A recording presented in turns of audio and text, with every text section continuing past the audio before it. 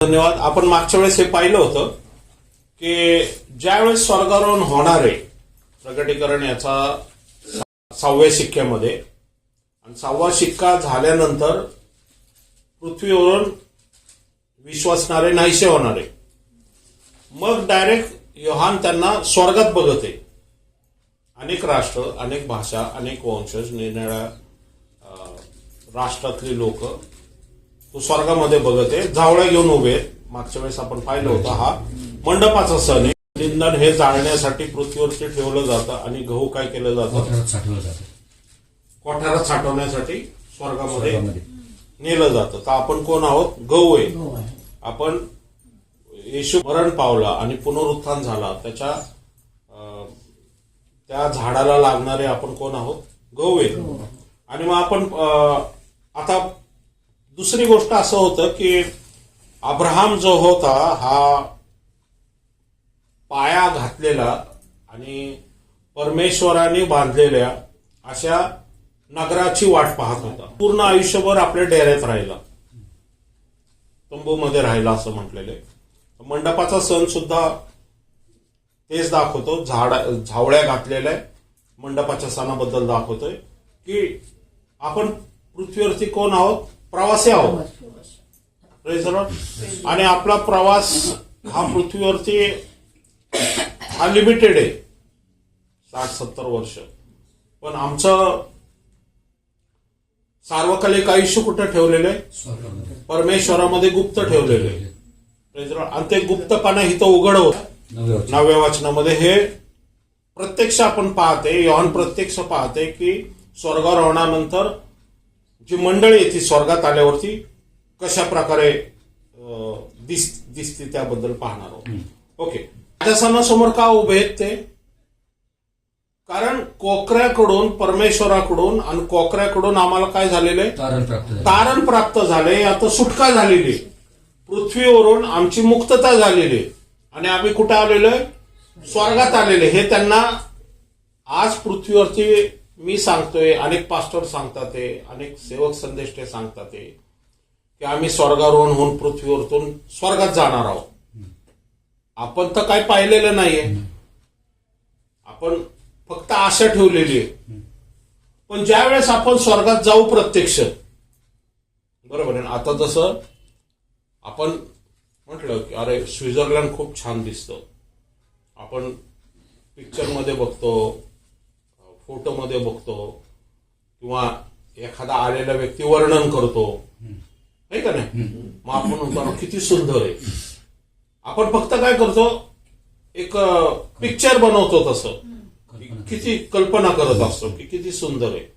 ज्यावेळेस प्रत्यक्ष जातो त्यावेळेस तिथलं सौंदर्य म्हणा, तिथलं जे अस्तित्व आहे ना, ते आपल्याला एका वेगळ्या पातळीवरती घेऊन जातं.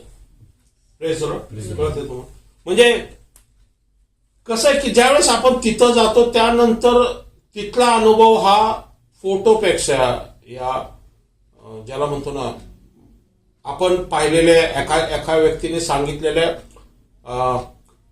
त्याचा अनुभवापेक्षा वेगळा असतो, कारण आपण प्रत्यक्ष अनुभवत असतो. पण आज मी सांगतोय, अनेक लोक सांगतात आपलं स्वर्गात जाणार आहे, बरोबर आहे ना? पण आपण काही गेलेलं नाही. पण ज्यावेळेस आपण जाऊ, या 7व्या अध्यायाच्या 10व्या वचनाप्रमाणे आपण ज्यावेळेस जाऊ त्यावेळेस काय होणार आहे? आपण परमेश्वराला आणि येशूला काय करणार आहे? गौरव देणार आहे. की पृथ्वीवरती आम्ही केवळ कल्पना केली होती, पृथ्वीवरती सेवक आम्हाला सांगत होते, पृथ्वीवरती सेवक आम्हाला वचनानुसार दाखवत होते की असं असं स्वर्गामध्ये आहे. प्रगटीकरणामध्ये आम्ही बघत होतो, पण अनुभव आम्ही कधी घेतलेला नाहीये आणि केवळ कल्पनाच करत होतो. पण आता प्रत्यक्ष आम्ही सोन्याच्या रस्त्यावरती उभे आहोत. एक देवदूत आम्ही पाहते, येशू ख्रिस्ताला पाहते, परमेश्वराला पाहते. सगळीकडे एकदम गौरवशाली स्वर्ग आम्हाला दिसत आहे. आम्ही स्वतःचं गौरवयुक्त शरीर चाचपडत आहे. आम्ही आजूबाजूच्या सर्व सेवकांना, या दासांना, या आमच्या बरोबर असणाऱ्या प्रत्येक विश्वासणाऱ्याला स्वर्गात गौरवयुक्त शरीराने पाहते. आम्ही देवदूतांना पाहते, 24 वडिलांना पाहते, आद्य देवदूतांना पाहते आणि परमेश्वराचा सिंहासनाचा अनुभव घेते. आणि मग त्यावेळेस आपण जी आशा होती ती आता प्रत्यक्ष ज्यावेळेस होईल त्यावेळेस आपण कितीतरी मोठ्याने आपण नाचतील, लोक बागडतील, हात उंचावतील, गुडघे टेकतील, कोणी रडल.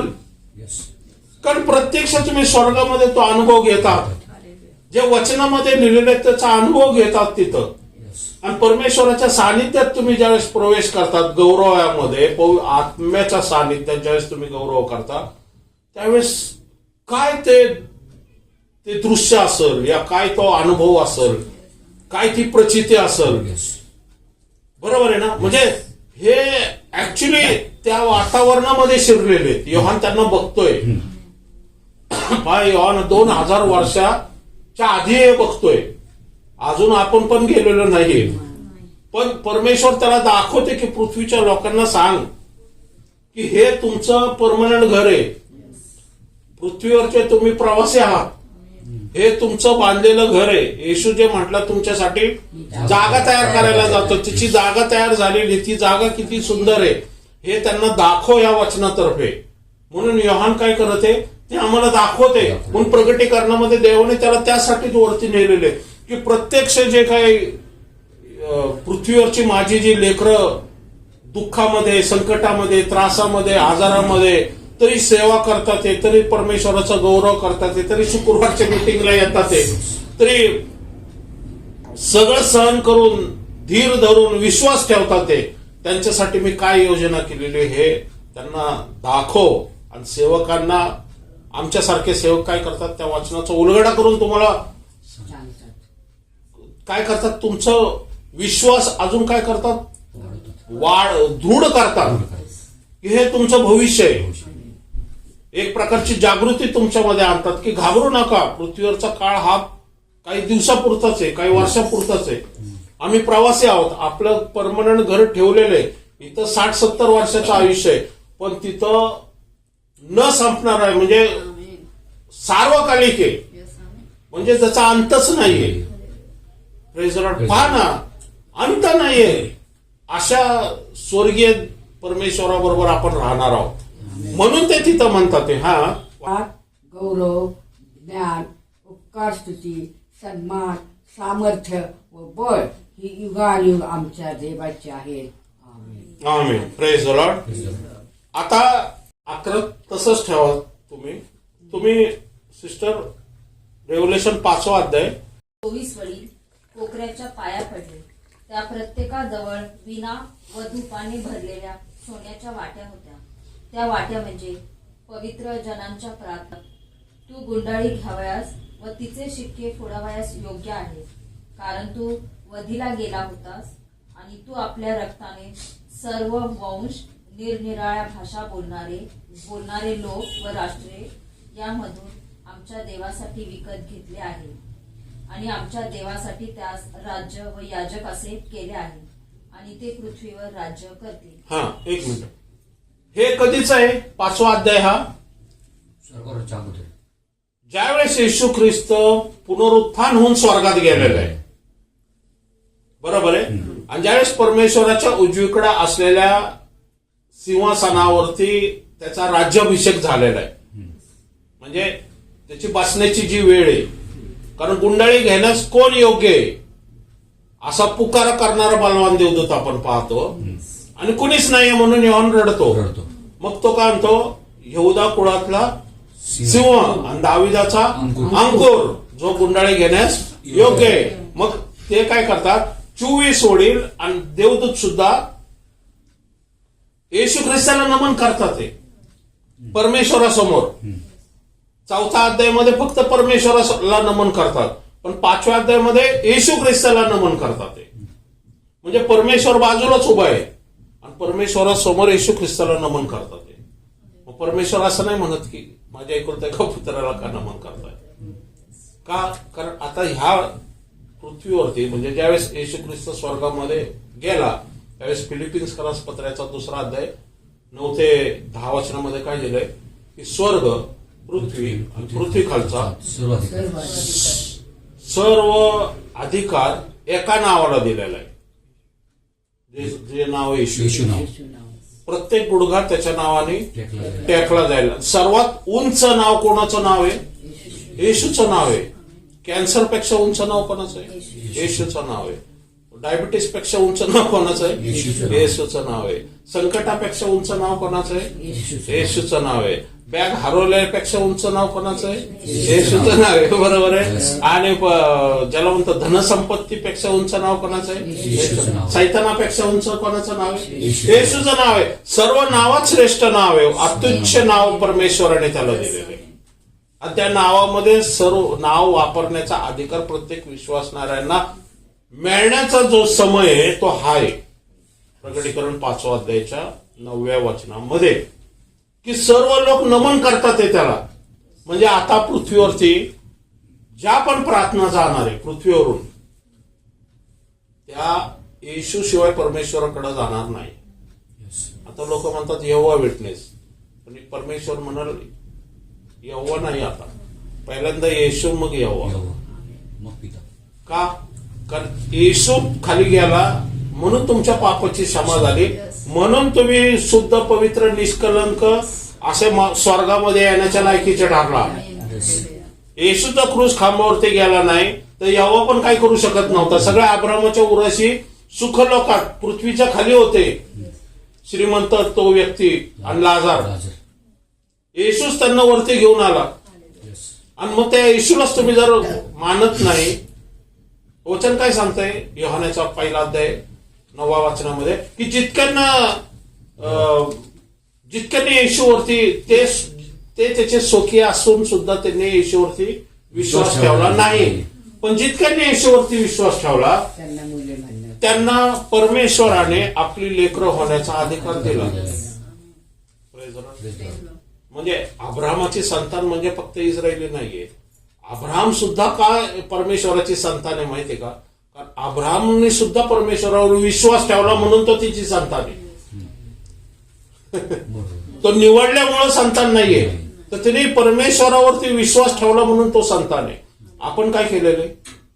आपण पण विश्वास ठेवला म्हणून आपण संतान झालेलो. पृथ्वीवरून स्वर्गामध्ये जातो त्यावेळेस काय आहे? तो राज्य करतो. वचन त्या पृथ्वीवरती राज्य करतील. म्हणजे पेंटिकॉस्टल दिवस इथून सुरू होतोय. बरोबर आहे. आणि 7व्या अध्यायामध्ये 5वा अध्याय 10वं वचन आणि 7वा अध्याय 9वं वचन मध्ये 2000 वर्षे. कळलं तुम्हाला? 5वा अध्याय 9व्या वचनामध्ये तो स्थानापन्न होतो परमेश्वराच्या उजवीकडे. त्याला स्वर्ग पृथ्वी खालचा अधिकार प्राप्त होतो. पण 7वा अध्याय 10व्यामध्ये काय म्हटलेले की आता ते स्वर्गात आलेले. 2 डिफरन्स कळले तुम्हाला? मग मध्ये किती काळ आहे? 2000 वर्ष. युग मी मागच्या वेळेसच सांगितलं. युग म्हणजे 2000 वर्ष. पिढ्या म्हणजे छोटे छोटे पिढ्या. अब्रामापासून वचन सांगते दाविदापर्यंत 14 पिढ्या आहेत. दाविदापासून येशू ख्रिस्तापर्यंत नाही, दाविदापासून बाबेलच्या बंधनापर्यंत 14 पिढ्या. बाबेलच्या बंधनापासून येशू ख्रिस्तापर्यंत 14 पिढ्या. म्हणजे पिढ्या म्हणजे काय? छोटे छोटे आहेत ते. युग म्हणजे 42 पिढ्या मिळून एक युग होतं. कळलं तुम्हाला? म्हणजे हे युग आहे. 5वा अध्याय पासून सुरू होतंय. 5वा अध्याय प्रकटीकरणाच्या 5वा अध्याय 10व्या वचनापासून सुरू होतंय ते 7वा अध्याय 9व्या पर्यंत 2000 वर्षाचं ते युग आहे. मध्ये सगळ्या पिढ्या आहेत त्या. ओके. आता आपण जाऊया प्रकटीकरणाचा 5वा अध्याय 10वं वचन. आणि आमच्या राजासह प्राणी व वडील यांच्या भोवती अनेक देवदूतांची वाणी ऐकू आली, आणि त्याची संख्या आयुक्तांची आयुक्ते व सहस्त्रांची सहस्त्रे होती. ते मोठ्याने म्हणत होते, वधलेला कोकरा, सामर्थ्य, धन. हा, एक मिनिट. आता वधलेला कोकऱ्याला काय आहे? नंबर 1 सामर्थ्य, धन, ज्ञान, बल, सन्मान, गौरव व धन्यवाद. किती आहे? 7 आहे. 7 आहे का 8 आहे? 7 आहे. ओके ओके, हिथंच ठेवा ते. आता प्रकटीकरणाचा 7वा अध्यायामध्ये ते तिथंच ठेवा ते. कोणीतरी प्रकटीकरणाचा 7वा अध्याय 11वा वाचा. तेव्हा राजासन वडील मंडळ व 4 प्राणी ह्यांच्या भोवती सर्व देवदूत उभे होते. हम्म. ते राजासनासमोर उपडे पडून देवाला नमन करून म्हणाले, हम्म.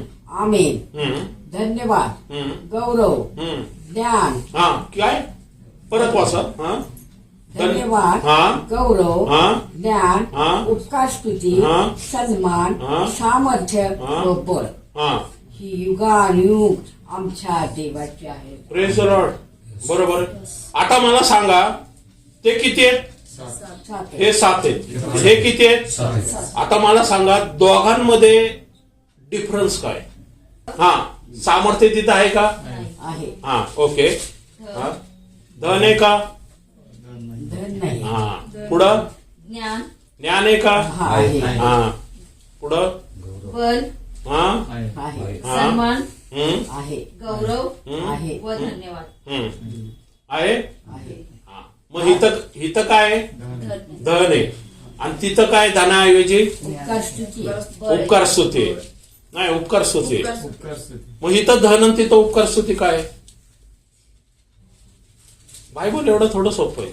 कधी आपण बघतो का? निर्गम्याचा इथं काय आहे? धन 5व्या अध्यायामध्ये कधी येशू ख्रिस्ताने ज्यावेळेस आपल्या हाती सत्ता घेतल्यावरती पृथ्वीवरती पेंटिकॉस्टल दिवसापासून तिथं धन आहे आणि स्वर्गारोहण झाल्यानंतर काय आहे? उपकार उपकार स्तुती आहे. बरोबर आहे. करेक्ट आहे ना डिफरन्स? मी नाही सांगत, वचन सांगते. ओके. निर्गम्याचा 19वा अध्याय 4 आणि 6. देव तुम्हाला गरुडाच्या पंखावर बसवून मी आपणाकडे कसे आणले आहे हे तुम्ही पाहिले आहे. आता ज्यावेळेस मिसरच्या बंधनातून ही लोक बाहेर येतात इस्रायल राष्ट्र वालांडन सण पूर्ण करून. वालांडन सण आहे तिथं. बरोबर. इथं पण वालांडन सण आहे का नाही? 5व्या अध्यायामध्ये वालांडन सण पूर्ण करून स्वर्गात येतोय. निर्गम मध्ये पण वालांडन सण करून बाहेर पडतात ते दार बाह्यावर कपाळपट्टीवर ते मृत्यूला ओलांडून. बरोबर आहे. तांबडा समुद्र ओलांडून आलेले आहेत. आता कुठं चालले ते? कानान देशाकडे चाललेले आहेत. बरोबर आहे. 2 महिन्यानंतर ते कुठे येतात? त्या जागेकडे येतात जिथं परमेश्वर मोशेला म्हणतो तिथं की इस्रायल राष्ट्राला सांग माझं म्हणणं.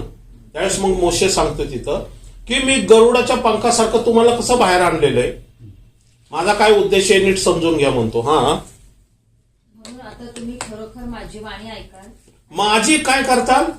वाणी ऐकाल. हा आणि माझा करार पाळाल. करार पाळाल. वाणी ऐकाल आणि करार पाळाल तर हा सर्व लोकांपेक्षा हम्म. माझा खास निधी व्हाल. खास काय व्हाल? निधी. निधी याचा अर्थ धन. निधी म्हणजे निधी म्हणजे धन. बरोबर आहे. खास निधी व्हाल. माझा निधी, परमेश्वराचा निधी काय आहे? तुम्ही मी. विश्वासणारा हा परमेश्वराचा निधी आहे. धन आहे आपण परमेश्वराचं. बरं. सर्व काय परत एकदा वाचते. सर्व लोकांपेक्षा जग त्याचं निधी नाहीये. इस्रायल राष्ट्र त्याचं निधी आहे. कारण हा जुना करार आहे. बरोबर आहे. तुम्ही हा खास हा सर्व लोकांपेक्षा माझा खास निधी हा. व्हाल, कारण सर्व पृथ्वी माझी आहे. पृथ्वी माझी आहे परमेश्वर म्हणतो. हा पण तुम्ही मला याजक राज्य, पवित्र राष्ट्र व्हाल. हा प्रकटीकरणाच्या 9व्या अध्याय 5व्या अध्यायाचं 10वं वचन काय? सेम आहे. राजक राष्ट्र बघा याजक असे केले. आहे का नाही?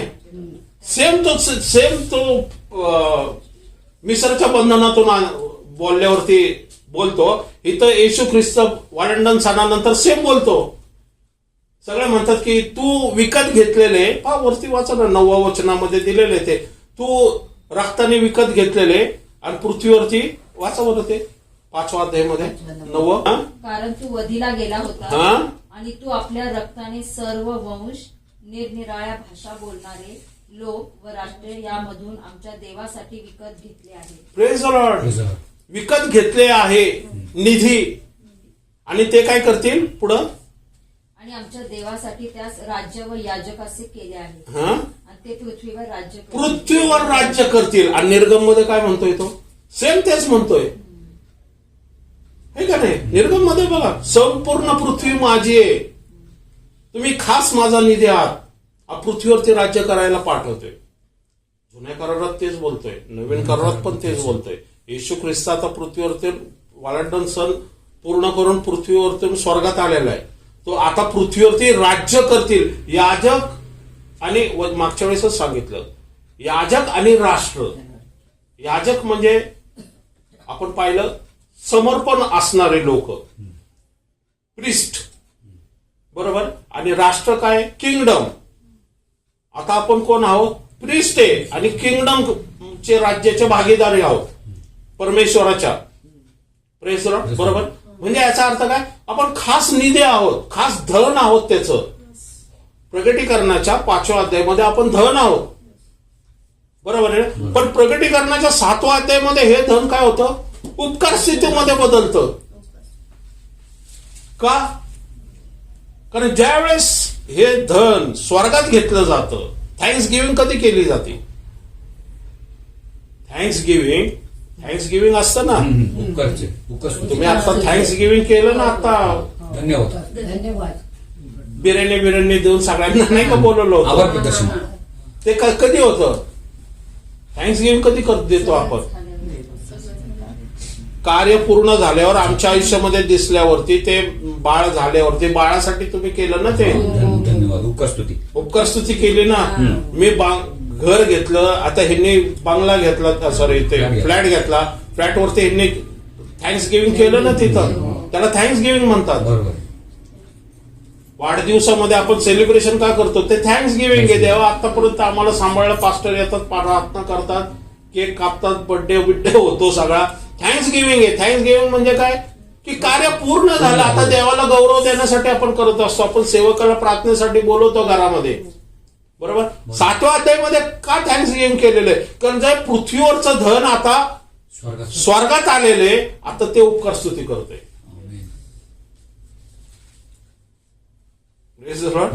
पृथ्वीवरती जे आपण होतो, त्रासामध्ये, संकटामध्ये, आजारामध्ये, प्रॉब्लेम मध्ये, समस्यामध्ये, बरोबर आहे, ह्या जगाच्या राडगाडगेमध्ये आपण चालत होतो, प्रयत्न करत होतो, विश्वास ठेवत होतो, अनेक संकटामध्ये झुंज देत होतो. आता आपण स्वर्गामध्ये आलेलो आहे आणि स्वर्गामध्ये आता प्रत्यक्ष परमेश्वर आपल्याला दिसतोय. तिथं सिंहासनावरती गौरवशाली बसलेला येशू ख्रिस्ताला आपण पाहतोय, देवदूतांना पाहतोय, 4 वडील पाहतोय आणि 4 आद्य देवदूत पाहतोय, 24 वडील पाहतोय, आमचं गौरवयुक्त शरीर पाहतोय आणि आपण परमेश्वराच्या स्वर्गामध्ये सिंहासनाच्या समोर उभे आहोत. ते थँक्स गिव्हिंग आहे. या असंच लिहिलेलं नाही, पक्की केवढं गहन आहे. एक एक शब्द, एक एक प्रगटीकरण म्हणून म्हटलं ना, ते एक एक एक एक असं कस निघायला लागतं, त्याच्यात बसावं लागतं. प्रेझल तो आत्मा शिकवतो आपल्याला, पण आपलं डेडिकेटली आपण वचनामध्ये बसणं गरजेचं आहे. माहिती का? आत्मा लगेच आपल्याला रिव्हील करत नाही. आपली किती तहान भूक आहे ना, जसं आपण सर्च करत जातो ना, मनन करत जातो ना, पवित्र आत्मा आपल्या उलगडत जातो आपल्याला. Praise the Lord. आणि मग आपण पाहतो की हे थँक्स गिव्हिंग म्हणजे काय? आपण आता मान, सामर्थ्य व बळ ही युगायुग आमच्या देवाचे आहे. पुढं तेव्हा वडील मंडळीपैकी एकाने मला म्हटले, शुभ्र धगे परिधान केलेले ते कोण आहेत? ते कोठून आले? हा, आता म्हणतोय शुभ्र धगे परिधान केलेले हे, हाती झावळा घेतलेले, अनेक राष्ट्रामधून, अनेक भाषेचे बोलणारे लोक आहेत. हे कोण आहेत? बरोबर आहे, त्याला माहित नाहीये कुठून आलेले ते. कारण योहान हे 2000 वर्षाच्या पूर्वी बघतोय गोष्ट, बरोबर आहे. हा कसं आहे, योहान हिथं जो आहे ना, हा ह्याला रेव्होल्युशन झालेलं नाही, हा त्या वाढे, बरोबर आहे. हा कोठून आले आणि कुठून आलेले, म्हणजे याचा अर्थ काय होतो? कोण आहेत आणि कुठून आलेले आहेत? याचा अर्थ ते पूर्वी नव्हते स्वर्गामध्ये, योहानाने बघितलेले नाहीये, बरोबर आहे ना. म्हणून तो विचारतो हे कोण आणि कुठून आले. आतापर्यंत मी जे प्रगटीकरण 5व्या अध्यायापासून, पहिल्या अध्यायापासून तर 7व्या अध्यायापर्यंत मला कधीच दिसले नाहीये. हे अचानक कोण आलेले आणि कुठून आलेले? हा, कोठून आले? मी त्याला म्हटले मग तो वडील त्याला सांगतोय 24 वडिलांमधला एक जण. प्रभो हे तुला ठाऊक आहे. हं? तो मला म्हणाला मोठ्या संकटातून येतात ते हे आहे. कुठून येतात? मोठ्या संकटात. मोठ्या संकटातून येतात ते हे आहे. आता मोठं संकट स्वर्गात आहे का? पृथ्वीवर मोठं संकट नरकात आहे का?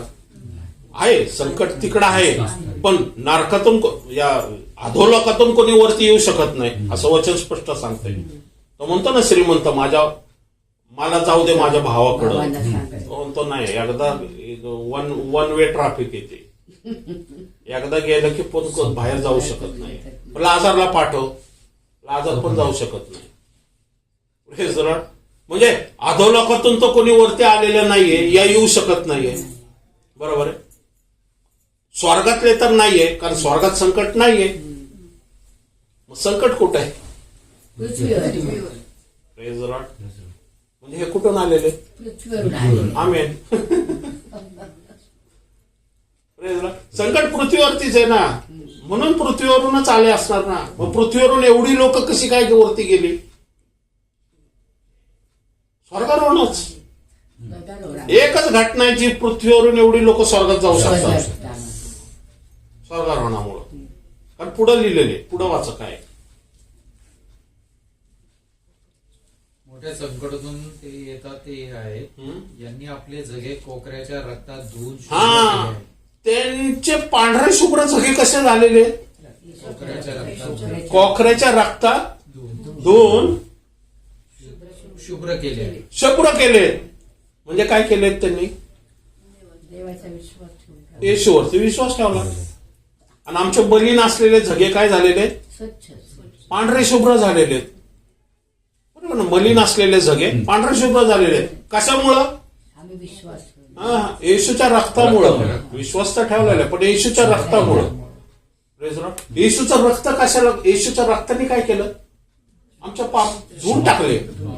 पापाची क्षमा झाली, पाप धुवून टाकले. आणि आमचे जे पाप रक्तासारखे लाल होते ते आता बर्फासारखे पांढरे झालेत. म्हणून हे शुभ्र झगे घेतलेले. Praise the Lord. उगाच शुभ्र झगे नाही, येशूमुळं असं तो सांगतोय वडील. म्हणजे त्या वडिलांनी पण पाहिलंय ना तो क्रूस खांब, म्हणून तो सांगतोय ना. आणि तो मोठ्या संकटातून आले. म्हणजे कुठून आलेले? पृथ्वीवरून आलेले. बरोबर आहे. हा, यामुळे ही देवाच्या राजासनासमोर आहे. हा, ह्यामुळं ते देवाच्या राजासमोर आहे. मी तुमच्यासाठी जागा तयार करतो, मी पुन्हा येईन आणि जिथं मी आणि पिता असेल तिथं तुम्हाला घेऊन जाईल. हे वचन इथं पूर्ण होतं. Praise the Lord. कारण लूक याचा 21वा अध्याय 34 ते 36 मध्ये काय सांगितलेले? नाहीतर कदाचित आधाशीपणा, दारूबाजी व संसाराच्या चिंता ह्यांनी तुमचे अंतकरणे भारावून जाऊन तो दिवस तुमच्यावर पाशाप्रमाणे अकस्मात येईल. हा, हे संकट पृथ्वीवरचं तुम्ही सांभाळा. कधी सांभाळा? ज्यावेळेस स्वर्गारोहणाची वाणी जगामध्ये गाजवली जाईल, या प्रगटीकरणाच्या गोष्टी तो येण्याची चिन्ह तुम्ही पाहताल, त्यावेळेस तुम्ही काय करा? सांभाळा. सांभाळा असं तो येशू ख्रिस्त स्वतः सांगतोय. बरोबर आहे की ज्यावेळेस होईल त्यावेळेस तुम्ही सांभाळा. नाहीतर काय? आधाशीपणा, दारूबाजी आणि संसाराची चिंता यांनी अंतकरणे भारावून जाऊन अंतकरण भारावून जाऊन तुम्ही त्या पाशामध्ये अडकू नका, सैतानाच्या त्या संकटामध्ये अडकू नका. Praise Lord. कारण संपूर्ण जगावरती तो पाश पाडणार आहे. संपूर्ण जगावरती ह्यासाठी पाश पाडणार आहे की त्यांनी येशूचा तारणार म्हणून स्वीकार करू नये. त्यांनी त्या पाशामध्येच गुरफटून राहावं. आणि आपल्यावरती का पास पाडणार आहे? की आम्ही स्वार्थ गाजवू नये, आम्ही आमच्या आत्मेची उन्नती करू नये. कारण आमचा जीव आणि आत्मा हा सेव्ह झालेला आहे. पण आपण जर स्ट्रॉंग असलो तर आपण सुवार्थ कार्यामध्ये पास्टरला मदत करू, आपण स्वतः सुवार्थ कार्यामध्ये कार्य करू. आमचं तारण त्याच्यातून जाणार नाही, पण आमची जे ठरवलेली जी दिशा आहे, त्या परमेश्वरांनी नेमलेली दिशा आहे, याची सुवार्थ सांगण्यासाठी आमचं ते कार्य पृथ्वीवरचं आहे ना, ते कुठेतरी सैतान अडखळण आणल आणि त्याला ती धाव आमची काय करल, तो थांबवल. या धावेमध्ये काहीतरी ती धावेचा वेग मंदावल तो. कळतंय तुम्हाला? जे आपण धावतोय, वेगाने धावतोय सुवार्ता कार्यामध्ये, आपण जाऊन लोकांना सांगतोय, सुवार्ता प्रगती करण्याची घोषणा करतोय, ते काय करतात, त्याचं काम आहे की ते पोहोचू नये लोकांपर्यंत. का माहिती का? लोक जागरूक आणि सतर्क होतील आणि स्वतःची तयारी करतील आणि मग अनेक लोकांना सुवार्ता सांगतील की येशूचे आगमन जवळ होणार आहे. आणि जे अंधारातले लोक आहेत ते चिन्ह चमत्कार घडायला लागतील आणि ते पण येशूचा तारण म्हणून स्वीकार करते. कारण वचन सांगते ते संपूर्ण जगावरती येणार आहे. आणि आज जगामध्ये तीच परिस्थिती आहे. आज जगामध्ये काय आहे? आज मोबाईल बघा, पब बघा, दारूबाजी म्हणा, आधाशीपणा, मनुष्य स्ववरती हे झालेलं आहे. माझं आज जेवढे प्रॉडक्ट आहे मार्केटमध्ये सगळे माणसाच्या सुखासाठीच बनवलेले. ग्राइंडिंग मशीन पासून पार वॉशिंग मशीन पर्यंत नुसतं बटन लावा, काही कष्ट करायची गरज नाहीये. बरोबर, पायासाठी पण ते काय म्हणतात ते मालिश करायचं पण मशीन आणलेले, त्याच्यावर बसायचं, त्याचं ऑटोमॅटिकली होतं. बरोबर, इन्स्टंट सगळं काय. आज फोन केला की लगेच झोमॅटोवरून घरी जेवण येतं. बरोबर आहे ना? हे काय चाललेलं आहे? सर्व सुखासाठी चाललेलं आहे माणसाच्या. बरोबर आहे ना? पण वचन सांगते की त्याच्यातच गुरफटून ठेवण्याची त्याची योजना आहे. की काय माहिती का? की परमेश्वराचं, येशू ख्रिस्ताचे जे ज्ञान आहे, या घन आहे, या त्याची जी वेळ आहे ना, समय त्यांना कळू नये आणि तिने अडकून राहावं ह्या जगी घटनेमध्ये, घरामध्ये, फॅमिलीमध्ये, नोकरी धंद्यामध्ये, संकटामध्ये, त्रासामध्ये, आजारामध्ये, प्रॉब्लेम मध्ये, समस्यामध्ये एवढं गुरफटून राहावं की त्यांना स्वार्थेसाठी त्यांचं शरीर मध्ये ती शक्ती सामर्थ्यच राहू नये. त्यांचं माइंड दुसरीकडेच करावं स्वार्थेपेक्षा. आणि ज्यावेळेस एखादं माइंड दुसरीकडे जातं, मोबाईलकडे जातं, जगी गोष्टीकडे जातं ना, त्यावेळेस आम्ही कुठंतरी स्वार्थेकडे पाठ फिरवलेली असते. बरोबर, तेच येशू सांगतोय की शेवटच्या काळी असं घडणार आहेत. होणाऱ्या या सर्व गोष्टी चुकवावयास व मनुष्याच्या पुत्रासमोर उभे राहावयास समर्थ व्हावे. ह्या गोष्टी चुकून आम्हाला काय करायचं? प्रगटी करण्याचा 7वा अध्याय 10व्या वचनामध्ये उपकार स्तुती करत वरती जाण्याचं आमचं काम आहे. कारण आपण आता धन आहोत, पण उपकार स्तुतीचा एक टाइम असणार आहे. चुकवावयास आणि मनुष्याच्या पुत्रा समोर उभं राहण्यास असं म्हटलेलं. मनुष्याचा पुत्र कुठं राहतो? मग तिथं पण जायचं गरज, तिथं पण जायची एक समय आहे ना. बरोबर, मनुष्याच्या पुत्रासमोर उभं राहण्याच्या काय? पुत्रासमोर उभे राहावयास समर्थ व्हावे. समर्थ व्हावं म्हणा. मनुष्याच्या पुत्राच्या समोर उभे राहण्यास समर्थ व्हावे. बरोबर, मनुष्याच्या पुत्रासमोर समर्थ उभे राहण्यास समर्थ व्हावे म्हणून सर्व प्रसंगी प्रार्थना करीत जागृत राहा. Praise the Lord. हे आपलं हत्यार आहे. प्रार्थना करत जागरूक राहा. संकट आली प्रार्थना, त्रास आला प्रार्थना, आजार आली प्रार्थना. बरोबर, प्रॉब्लेम आला प्रार्थना. बरोबर, वाढदिवस आला प्रार्थना, फ्लॅट घेतला प्रार्थना, पगार वाढ झाली प्रार्थना, praise the Lord, thanks giving केली प्रार्थना, दुःखातही प्रार्थना, सुखातही प्रार्थना, प्रमोशन मध्ये प्रार्थना, डिमोशन मध्ये पण प्रार्थना. कारण डिमोशन मध्ये पण प्रार्थना लागते ना. बरोबर, कारण डिमोशन मध्ये माइंड जरा हे झालेलं असतं, माझ्यापेक्षा कमी शिक्षण घेतलेला वरती गेलेला आहे. आणि तो लाडका मामा आहे बाबा, लाडक्या मामाचा भाषा आहे तो. Praise the Lord. बरोबर, कारण आपण ह्या जगामध्ये प्रवासी आहोत. कोण येथे मोठ्या संकटातून आलेले. बरोबर, आमचं संकट एक ना एक दिवस संपणार आहे. परमेश्वरासमोर आपण उभे राहणार आहोत पांढरे शुभ्र झगे घालून. Praise the Lord. तो दिवस येणार आहे. पुढं उभे राहा म्हणून सर्व प्रसंगी काय करा? प्रार्थना करत जागरूक राहा. ओके, 7:15 मध्ये या प्रकटीकरण. त्याच्या मंदिरात त्याची सेवा करतात. वचन सांगते पांढरे शुभ्र झगे घातलेले कोण आहेत? वचन तो वडील काय सांगतोय की ह्यांनी ख्रिस्ताच्या रक्तामध्ये आपली वस्त्र वस्त्रे परत वाचत होतो. मी त्याला म्हटले, प्रभो हे तुला ठाऊक आहे. हं? तो मला म्हणाला, मोठ्या संकटातून येतात ते हे आहे. हं? ह्यांनी आपले झगे कोकऱ्याच्या रक्तात धुवून शुभ्र केले आहे. हं? यामुळे ते देवाच्या राजासनासमोर आहेत. हं? ते अहोरात्र त्याच्या मंदिरात त्याची सेवा करतात हं? आणि राजासनावर बसलेला त्याच्यावर आपला मंडप विस्तृत करेल. Praise the Lord. हा मंडपाचा सण ज्याच्याबद्दल आपण पाहत होतो. मंडपाचा सण, मंडपात कर्णाचा सण ऑलरेडी सांगितलं आपण. कर्णा ऐकलेला आहे. येशूचा कर्णा ऐकलाय ना, येशूचा तारणारा. वचन काय सांगते? त्यांनी येशूच्या रक्ताचा ज्यांनी स्वीकार केला त्याच्यामुळे त्यांचे शुभ्र झगे काय झालेले? शुभ्र झालेले. म्हणजे जीवन आत्मा त्यांचा पापातून त्यांची मुक्तता झालेली आणि म्हणून ते परमेश्वराच्या सिंहासनासमोर आहे. म्हणजे आपण कर्णा ऐकलेला आहे, पश्चाताप केलेला आहे, म्हणून आपण येशूचा तारणारा म्हणून स्वीकार केलेला आहे. म्हणून आपण देवाची लेकरं झालेले आहोत. मग आता देवाची लेकरं झाले तर महासंकटाच्या काळातून आमचं जे न्यायचंय, कारण वचन काय सांगते थेसलोनिकस पत्रामध्ये, तो अनितिमान पुरुष ज्यावेळेस प्रगट होईल, विश्वासाचा त्याग झाल्यावर तो अनितिमान पुरुष प्रगट होईल. विश्वासाचा त्याग कधी होईल? ज्या वेळेस विश्वास ठेवण्याचा काळ संपल. बरोबर आहे की?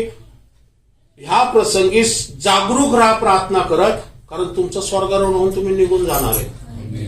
आणि मग ज्यांनी अविश्वास दाखवला त्यांच्यासाठी अँटिक्राइस्ट तर ठेवलेलंच आहे. मग तो ख्रिस्त विरोधक तर मग तो मलई पावट देऊन तुम्हाला जेवण घालल पृथ्वीच्या लोकांना. बरोबर आहे ना? मग नंबर 666 येईल आणि मग अधोलोक उघडला जाईल. पुढे आहेत सगळं भयानक गुरु. आता हे स्वर्गावर होऊन निघून गेलेले आहेत. आता पृथ्वीची चांगली मजा आजा होणार आहे.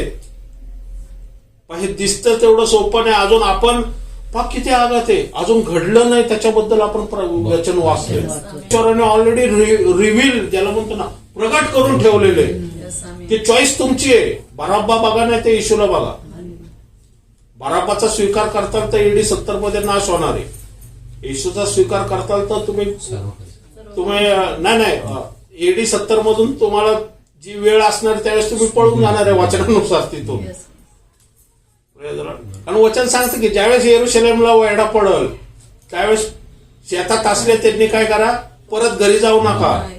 धाब्यावर असलेले त्यांनी परत खाली येऊ नका, त्यांनी पळून जावा. कारण ओसरडे अमंगळ पदार्थ बसणारे तिथं आणि मोठा महासंकटाचा काळ त्यावेळेस येणार आहे. त्यावेळेस शिष्यांना समजलं, शिष्य पळून गेले. आणि मग काय झालं? मग AD 70 मध्ये संपलं सगळं, येरुशलेमचाच नाश झाला. बरोबर का? वचन केवढं महत्वाचं आहे. ऍडव्हान्स मध्ये येशूने सांगितलं होतं, येरुशलेम येरुशलेम कोंबडीच्या पिल्ल्यासारखं काय, मी आपल्या पंखाखाली तुला आवरण करण्याचा मी प्रयत्न करतोय, पण तुने कृपेचा कळ ओळखला नाही. बरोबर. ते म्हटलं येशूच्या रक्ताचं शाप आमच्या पिढ्यानपिढ्यावरती असो. किती सैतानाने आंधळे केलेले आहेत लोकांचे डोळे. इव्हन ज्यांच्याकडे जुना करार आहे त्यांचे डोळे आंधळे झालेले. अजून इस्रायल लोकांचे डोळे आंधळे आहेत. त्यांना अजून कळत नाही की येशू येऊन गेलेला आहे, तारणारा येऊन गेलेला आहे. आणि जर अजून स्वीकार केला नाही तर महासंकटा काळा, कारण अँटिक्राइस्ट हा येरुशलेम मध्येच बसणार आहे आणि तो त्यांना सोडणार नाही. पंतप्रधानचाच पहिल्यांदा ताबा घेणार, नतन्याहूचाच ताबा घेणार आहे तो. कारण दुसरा कोणी येणार नाही. आता नतन्याहूचीच वेळ आली, आता अँटिक्राइस्टची वेळ आली म्हणजे नतन्याहूच असणार आहे. तो सगळं कंट्रोल करणार आहे. तुम्हाला काय करायचं करा, पण येशूचा अजिबात स्वीकार करू नका. जो करल त्याच्यासाठी त्यांनी नंबर 6 ठेवलाय.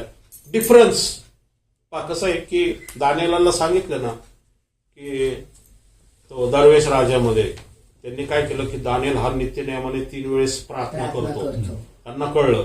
दानिएलला पकडायचं कसं, तर दानिएलला पकडायचं एकच कारण आहे, ते म्हणजे त्याची धार्मिकतामध्ये त्याला पकडता येईल, त्याच्या विश्वासामध्ये त्याला पकडता येईल.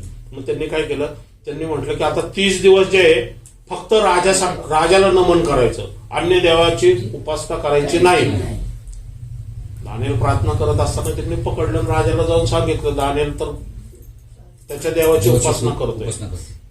मग त्यांच्यासाठी त्यांनी सांगितलं की सिंहाच्या गुहेत टाकण्यात येईल त्याला. दानिएल म्हटलं नित्य नियमाने मी काय करणार, परमेश्वराची प्रार्थना करणार. Praise the Lord. पण सिंहाच्या गुहेत गेले तर त्यांची तोंड फेविकॉलने चिकटली. Praise the Lord. सिंह म्हटले हम नाही खाते बाबा. Praise the Lord. बरोबर आहे ना. म्हणजे ज्यांनी ते फरमान काढलं तो म्हटला तो राजा पण कासावीस झाला, अरे माझा एवढा सेवा. मग ज्यावेळेस बाहेर आला दानिएल, राजा म्हटला ह्याच्या विरुद्ध कोण कोण बोलत होते, पहिल्यांदा टाका. वचन सांगतं खाली जाण्याच्या आधी सोपडा साप. मला किती धन्यवाद प्रेम परमेश्वर. ओके 3:7-15 मध्ये काय सांगितलेले, यामुळे ते देवाच्या राजासनासमोर आहे. ते अहोरात्र त्याच्या मंदिरात त्याची सेवा करीतात. अहोरात्र काय करतात, त्याची सेवा करतात. हा. आणि राजासनावर बसलेला त्यांच्यावर आपला मंडप विस्तृत करेल. Praise the Lord. कोण बसलेल्या राजासनावरती, परमेश्वर. आणि येशू ख्रिस्त तो काय मंडप विस्तृत करेल. म्हणजे मंडपाचा सण पूर्ण झाला. बरोबर. मंडप म्हणजे स्वर्गीय मंडप विस्तृत करेल. आता त्यांच्या भोवती परमेश्वराचं आवरण कुंपण असणार आहे स्वर्गामध्ये. त्याच्या छत्रछायेखाली राहणार आहे ते. बरोबर. आणि तिथं काय असणार आहे पुढं 16-17, ते यापुढे भुकेले असे होणार नाही. Praise the Lord. भुकेची गरज नाही आता. हॅलो. Praise the Lord. बरोबर आहे ना. चपात्या लाटेची गरज नाहीये तुम्हाला. बरोबर. गॅस पेटवायची गरज नाहीये, खायची गरज नाही. हा. भुकेले असे होणार नाही हा. व तानेलेही होणार नाही. Praise the Lord. तानेले होणार नाही म्हणा. भुकेले राहणार नाही, तानेले होणार नाही. म्हणजे नॅचरल गरज संपली, ऑक्सिजन पण गरज नाहीये. Praise the Lord. भुकेले नाही तर तानेले पण नाहीये, पण टवटवीत राहणार आहे तरी. Praise the Lord. जेवणाची गरज नाही ना, पाण्याची गरज नाहीये. असं शरीर, गौरवयुक्त शरीर येते. Praise the Lord. हा. त्यास सूर्य किंवा कोणतीही उष्णता बाधणार नाही. Praise the Lord. कारण सूर्य चंद्राच्या वरती निघून गेलेत तुम्ही. तिथं फक्त देवाच्या गौरवाने स्वर्ग प्रकाशित झालेला आहे. तिथं सूर्याची उष्णता नाहीये आणि चंद्राचा प्रकाश पण नाहीये, कारण तिथपर्यंत जातच नाहीये. तो तिसरा स्वर्ग आहे. परमेश्वराच्या गौरवाने संपूर्ण स्वर्ग प्रकाशित झालेला आहे. Praise the Lord. म्हणजे नॅचरल अडखळण म्हणा, या नॅचरल लिमिट आहे ना, संपलेलं आहे आपलं आता. ह्या आपल्या गौरवयुक्त शरीराला नॅचरल गोष्टीची गरज लागणार नाही, कारण हा स्वर्गीय देह, स्वर्गामध्ये राहण्याचा देह परमेश्वराने तयार बनवलाय. आता गौरवी शरीर आहे ते स्वर्गामध्ये राहण्याचा देह आहे. पृथ्वीवरचे तुम्ही प्रवासी आहात, संकटामधून आलेले आहेत तुम्ही वरती, तर देवाने तुमच्यासाठी ते बनवून ठेवलेले. म्हणून अब्राहम पाया घातलेला आणि परमेश्वराने बांधलेल्या नगराची वाट पाहत होता असं म्हटलेले. म्हणून तो डेऱ्यात राहत होता, तंबूत राहत होता. Praise the Lord. आपण तंबूत राहतोय जरी आपलं घर असलं जरी का, कारण आपलं परमनंट घर तिकडं ऑलरेडी येशू ख्रिस्ताने ठेवलेलं आहे, तो बनवतोय. बरोबर. आज जेवढं तुम्ही पृथ्वीवरती परमेश्वराची कार्य कराल, येशूची सुवार्ता गाजवताल, या सेवका पाठीमागे उभे राहताल ना, तेवढे तुमचं स्वर्गामध्ये BHK वाढतील, बंगले वाढतील, बांगल्याच्या खोल्या वाढतील. Praise the Lord. जेवढं काम जास्त तेवढं वरती रेसिडेंट जास्त. Praise the Lord. Praise the Lord. Okay. हा पुढं 17 वर्ष. कारण राजासना पुढे मध्यभागी असलेला कोकरा त्यांचा मेंढपाळ होईल. Praise the Lord. कोण मेंढपाळ होणार आहे? येशू ख्रिस्त आमचा मेंढपाळ होणार आहे. Praise the Lord. म्हणजे त्याच्या पाठीमागं आता पूर्ण आयुष्य आपण येशूवर, तुम्ही येशूला बघताल, हात चाचपडताल, येशूला प्रत्यक्ष येशूबरोबर बोलताल. परमेश्वराला सिंहासनावर, देवदूतांबरोबर तुम्ही गप्पा मारताल. बरोबर. देवदूताला म्हणतात बाबा पृथ्वीच्या आधी काय, पृथ्वी उत्पन्न कुठं होतास तू? बरोबर आहे. तुमचे नातेवाईक सगळे असतील, तुमचे आजोबा, खापरपंजोबा, वडील, आई, बहीण भाऊ जे कोणी असतील सगळे स्वर्गामध्ये, जे आता पृथ्वीवर सोडून झोपे गेलेले आहेत, ते सगळे भेटतील तिथं. Praise the Lord. आणि सगळे एकत्र असणार आहेत. बरोबर, किती आनंद असणार आहे, सगळे फॅमिली गेट टुगेदर असणार आहे. पण ऍक्च्युली तसं बघायला गेलं, आता तुमचा हिरमोड करत नाही, तसं बघायला गेलं ना, तिथं जी मेमरी असणार ना भूतकाळची, ती सगळी इरेज होणार आहे पूर्ण हे.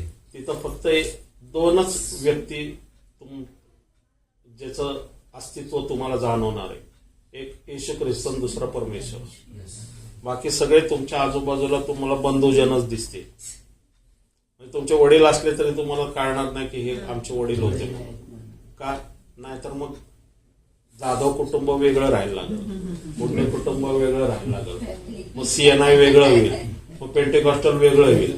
मग ते म्हणतील आम्हाला तर जोरात जोरात हालेलुया करावं लागतं. मग ते म्हणतात लय आवाज करतात, डोंगरात जावा तिकडं. अवघड होईल ना. आणि पास्टर दिनाकरन एकदा गेले, त्यावेळेस त्यांची मुलगी त्यांच्या समोर आली होती स्वर्गामध्ये.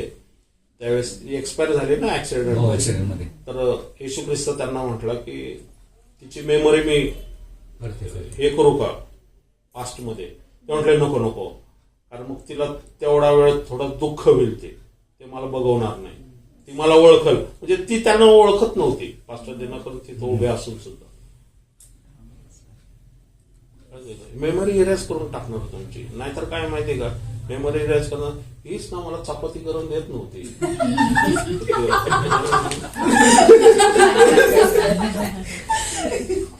जीवनाच्या पाण्याच्या झऱ्याजवळ नेईल. Praise the Lord. काय करेल तो? जीवनाच्या पाण्याच्या झाडाजवळ नेईल. Praise the Lord. जीवनाचं पाणी, त्या पाण्यामधून काय होणार? झरे, जीवन प्राप्त होणार. ओके, जीवनाचं झाड पुढं बघणार आहे. जीवनाचं झाड जे आमच्यापासून दूर केलेलं आहे ना, त्याची फळं खायला असं म्हटलेलं आहे. Praise the Lord. बरोबर, खायची गरज नाहीये ऍक्च्युली. त्या शरीराला वचन सांगते भूक लागत नाही, ताण लागत नाही. बरोबर आहे. पण येशू पुनरुत्थान झाल्यानंतर त्याने माशाचा तुकडा खाल्ला असं म्हटलेलं आहे. इट इज नॉट नेसेसरी की खाणंच गरजेचं आहे. ती नुसतं टेस्ट आहे, कारण त्या शरीरामध्ये पचन काहीच नाही येते. ते गौरवयुक्त शरीर येते. म्हणजे विचार कल्पनाच्या पलीकडच्या गोष्टी फक्त टेस्टिंगसाठी येते. ओके, हा. आणि देव त्यांच्या डोळ्याचे सर्व अश्रू पुसून टाकेल. Praise the Lord. साम याचा 56वा स्तोत्रसंहिता 56:8 आहे. माझी अस्वे तू आपल्या बुद्धीत भरून ठेवली आहे. Praise the Lord.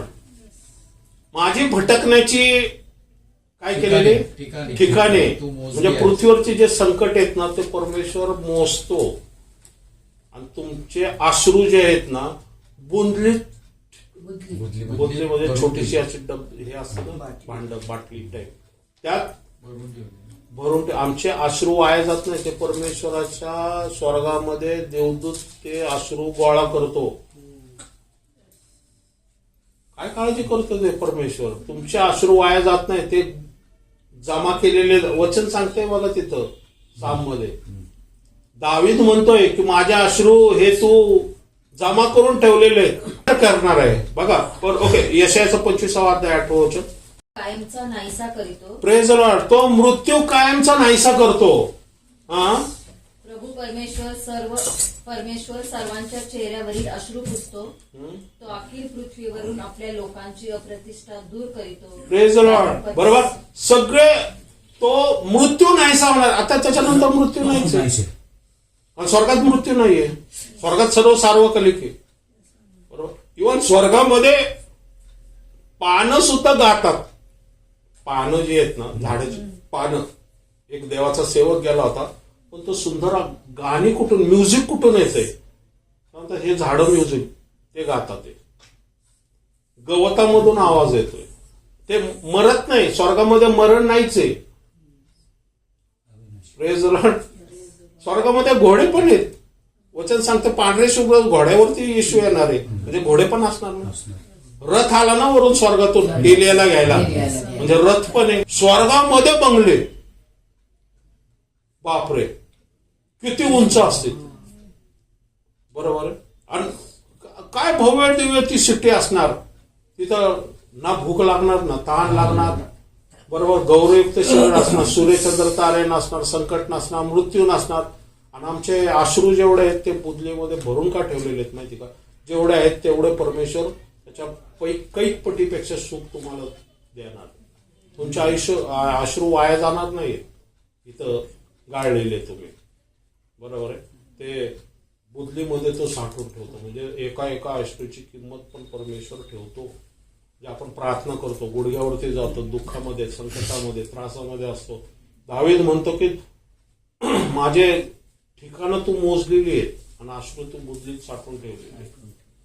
एवढा प्रीतिशाली, एवढा आमची काळजी घेणारा परमेश्वर स्वर्गामध्ये पहा आमच्यासाठी त्यांनी काय योजना करून ठेवलेली. तर प्रगटीकरणाचा 7वा अध्याय फक्त समजायला लागणार ना लोकांना, तर लोक पृथ्वीचं सोडून ना फक्त स्वर्गाच्याच येशूचीच वाडा बघत बसतील. कधी कधी ह्याचं मला असं वाटतं ना की डॉक्युमेंट्स बनवावं, असं डॉक्युमेंटरी अशी AI मध्ये नाही का, की दाखव लोकांना की फ्युचर काय आहे त्यांचं 7व्या अध्यायामध्ये. जरा चाललाय प्रयत्न, बघू आता देव कसं काय देतो ते दाखवू ज्यावेळेस ना लोकांना, कारण ते ज्यावेळेस दिसल ना ह्याच्यावरती त्यावेळेस लोकांना व्यवस्थित स्पष्ट मी मांडण्यापेक्षा ते असं ज्यावेळेस दिसतं ना ते अजून जास्त इम्पॅक्ट त्याचा पडत असतो.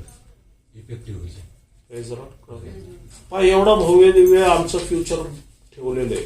म्हणून वचन काय सांगतंय इथं की आदाशेपणा, दारूबाज, संसाराच्या चिंता जे सैतानाने पास टाकलेलं आहे त्या मोहापाशात अडकू नका. तर काय करा, प्रार्थना करा, जागरूक राहा, कारण येशू लवकरच येते. आपण प्रार्थना करूया. देवपात्यांची गरज ख्रिस्त येशूमध्ये पूर्ण कर. किती सुंदर वचन आज आम्हाला शिकवलंच देवपा, की आज आम्ही धन आहोत देवपा, पण एक ना एक दिवस आम्ही उपकार स्तुती करत तू समोर जाणार आहे. थँक्स गिव्हिंग की जी आशा होती ती आम्ही प्रत्यक्ष अनुभवणार आहोत. येशू ख्रिस्ताला प्रत्यक्ष आम्ही पाहणार आहोत, त्याच्याबरोबर बोलणार आहोत, देवदूत पाहणार आहोत, परमेश्वराचं सिंहासन पाहणार आहोत देवपा. जीवनाच्या झऱ्यातून आम्ही पाणी पिणार आहोत देवपा. तहान लागणार नाही, भूक लागणार नाही देवपा. आम्हाला सूर्य चंद्राची भा असणार नाही. तिथं नैसर्गिक जे बंधने सर्व मुक्त होणार आहे आम्ही देवपा. मृत्यू नसणार आहे तिथं. कुठलाही आजार नाही, त्रास नाही, संकट नाही, व्याधी नाही, कुठलंही नाही. केवळ तिथं शांती, आनंद आणि परमेश्वराचा गौरव असणार आहे.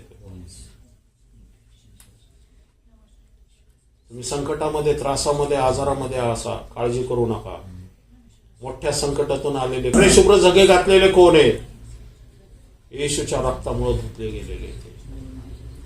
तुमची धाव अजून संपलेली नाहीये. धावत राहावा, येशूची सुवार्ता सांगत राहावा, देवाच्या सेवका पाठीमागे उभं राहावा. या तुम्ही स्वतः सुद्धा तुमच्या कामावरती, आजूबाजूमध्ये, नातेवाईकांमध्ये घोषणा करा, येशू येणार आहे, येशू येणार आहे, येशू येणार आहे. जागरूक राहा, सतर्क राहा, सदैव प्रार्थना करा. देवपा त्यांची गरज ख्रिस्त येशूमध्ये पूर्ण कर देवपा. ज्यांना आरोग्य पाहिजे त्यांना आरोग्य दे देवपा. येशूच्या नावात सर्व व्याधी आजार निघून जाऊ दे. येशूच्या नावात मानसिक तणाव निघून जाऊ दे देवपा. त्यांचा विचार करू नका, तुम्ही काळाचा विचार करू नका, काय होईल याचा विचार करू नका. संपूर्ण आपलं आयुष्य येशूवरती टाकून द्या. तुमचं फ्युचर उज्ज्वल आहे, तो काळजी घेणार आहे. विश्वास ठेवा. तुम्ही स्वतःहून टेन्शन घेऊ नका. देवाचा आत्मा आत्ता म्हणतोय तुम्ही टेन्शन घेऊ नका, चिंता करू नका, कारण तुम्ही चिंता केल्याने तुमच्या केसाचा एक पांढरा केस काळा करता येत नाही. पक्ष्यांकडे पहा, ते पेरत नाही, कापत नाही, तरी परमेश्वर त्यांना पुरवतो. एकही पक्षी अन्नाविषयी अन्न न पाहता मरत नाही. जर तो पक्ष्यांची एवढी काळजी घेतो तर तुम्ही तिची लेकरं आहात, तुमची काळजी घेणार नाही का?